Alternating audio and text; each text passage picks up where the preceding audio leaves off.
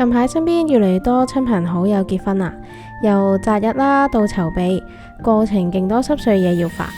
為咗有一個自己滿意嘅婚禮，無論大搞細搞都離唔開要使錢。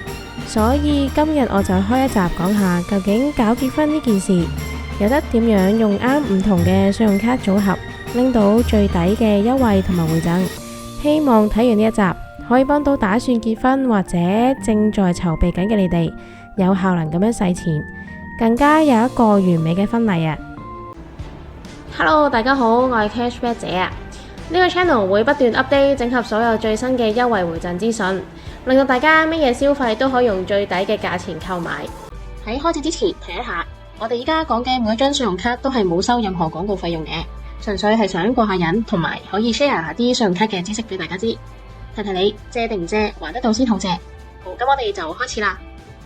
首先結婚嘅第一步，擇完個日子跟手揾場地，無論午宴、晚宴、海邊、室內、酒樓、酒店，甚至我有朋友戲院包場，落訂少極都要幾萬蚊，所以都幾建議用以下呢幾張信用卡㗎。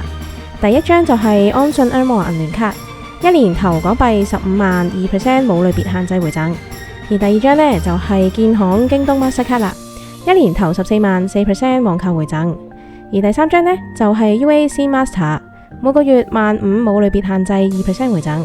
第四張呢，就係渣打 Simple Cash Visa 啦，佢呢，就係冇類別冇上限1.5% 回贈嘅。但係好多時訂場地就算好普通搞個晚宴啦，都好易就可以 over 10幾萬，可能會出現呢4張卡都唔夠簽，甚至可能簽爆咗卡嘅情況。咁點算呢？唔使驚住，接落嚟我介紹嘅一啲大額回贈嘅信用卡都好啱用喺結婚嘅大額支出㗎。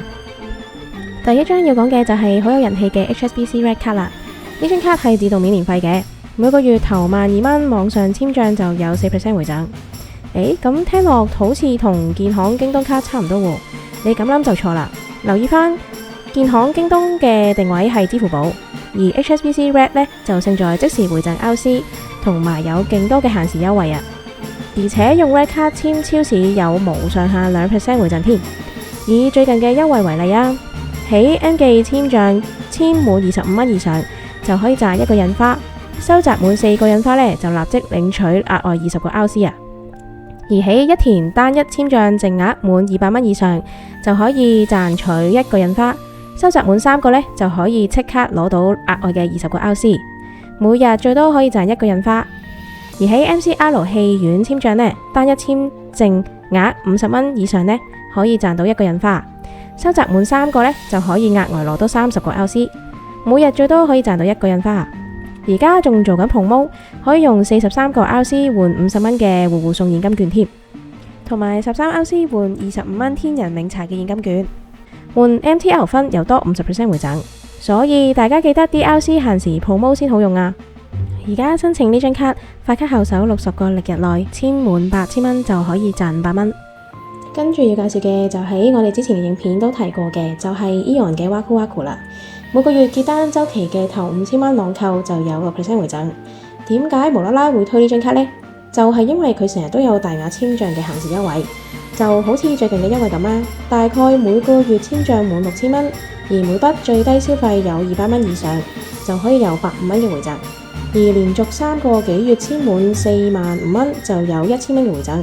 加埋本身每個月簽賬嗰300蚊，足足有成2200蚊回贈啊！而 AEON 都成日推出呢個限時優惠㗎，所以錯過咗都唔緊要嘅，申請定等推廣就啱㗎啦。好啦，除咗回贈現金之外，結完婚通常都已經 plan 埋去度蜜月㗎啦，所以呢，里數回贈都係另一個唔錯選擇嚟嘅。而且以大額簽賬嚟講啊，如果你哋打算結完婚就去旅行嘅話呢，里數係抵玩好多㗎。因為現金回贈上限通常比較少，成日唔小心爆咗上限都唔知，所以今日我會講多張常用嘅里數信用卡，就係渣打國泰嘅 Master 卡啦。呢張卡係可以慳返兌換里數嘅動作，全程自動直接將里數回落你嘅 Asia Miles 嘅戶口，只要用佢嚟網購啦、食嘢或者海外簽賬都有無上限4蚊一里，而喺國泰同埋 Hong Kong Express 簽賬更加有無上限2蚊一里添。旅行大額簽賬必備嘅里數神卡啦。另外呢張卡成日都有大額簽賬優惠㗎，例如啱啱4月先有一個簽滿1萬就有額外2500里數，大家可以等到有呢一類限時優惠嘅時候再用呢張卡。而呢張卡今年嘅迎新都好正啊！成功批卡後2個月內累積簽賬簽滿指定金額，就可以享有以下里數回贈。簽滿1000蚊就有5000里數，簽滿5000蚊呢就有15000里數，而簽滿4萬蚊就有4萬里數，簽滿10萬蚊就有6萬里數。啱晒啲想結完婚就動物月嘅人啦，簽完呢張卡擺酒就即刻送你動物月啦。大額講完就輪到啲避唔開嘅濕碎嘢啦。如果一啲網上商戶，例如結婚一定用得着嘅報紙公司啦、花車公司啦，或者一啲回禮小禮物公司等等，佢哋唔收信用卡，咁點算好呢？以下都有2個方法，就算唔收信用卡都可以唔使即刻俾現金，同埋仲有翻啲嘢回贈添。要記住我哋嘅金句啊，錢呢係越遲還越好嘅。首先第一個方法就係用支付寶啦。如果商戶支援支付寶轉賬，依2個電子錢包每個月頭1000蚊可以用信用卡轉賬，以綁定 Citi Cashback 可以有1% 回贈，即係呢每個月有10蚊嘅回贈啦。題外話，Citi Cashback 呢張信用卡本身都唔錯噶，無上限餐飲啦、酒店外幣2% 回贈啦，都好啱用落去結婚大額簽賬或者一啲唔想左計右計嘅人噶。呢度遲啲我會出一集講 Citi 嘅信用卡嘅。呢間銀行雖然表面上優惠好似唔係好多，但係其實隱藏住好多好正嘅優惠同功能，就好似接落嚟我要介紹嘅第2個方法啦，就係 Citi Pay All 啦。講到 Citi Pay All 呢，佢係一個好強大嘅現金流製作法嚟噶，將信用卡嘅額變成你嘅資產。簡單嚟講，只要對方有銀行戶口，你就可以直接用信用卡轉賬過去，而且唔使手續費添。而正常嘅商戶除咗轉數快同埋 PayMe， 應該都會俾銀行戶口呢個方法俾客戶轉賬嘅。所以就算你有大額消費啦，都可以用呢一張卡呢個方法拖住嚟還。唔單止咁樣，Citi Pay All 仲成日有限時 promo， 例如之前就有搞個 promo 係用 Citi Pay All 交稅，最高有500蚊回贈。所以有 Citi 信用卡同埋戶口嘅人就記得一定要登記用 Citi Pay All 啦。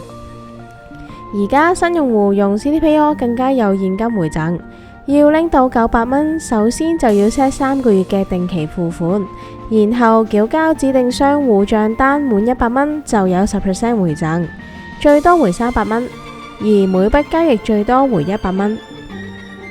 迎新仲有一個優惠，就係每個月轉賬到任何銀行戶口滿1萬蚊就可以有200蚊回贈，不過要記得揀俾服務費嘅選項先有啊。你可能會諗，唔係話 Citi Pay All 唔收手續費嘅咩？冇錯，佢係有選項唔使收手續費嘅，但係同時就咩回贈都拎唔到。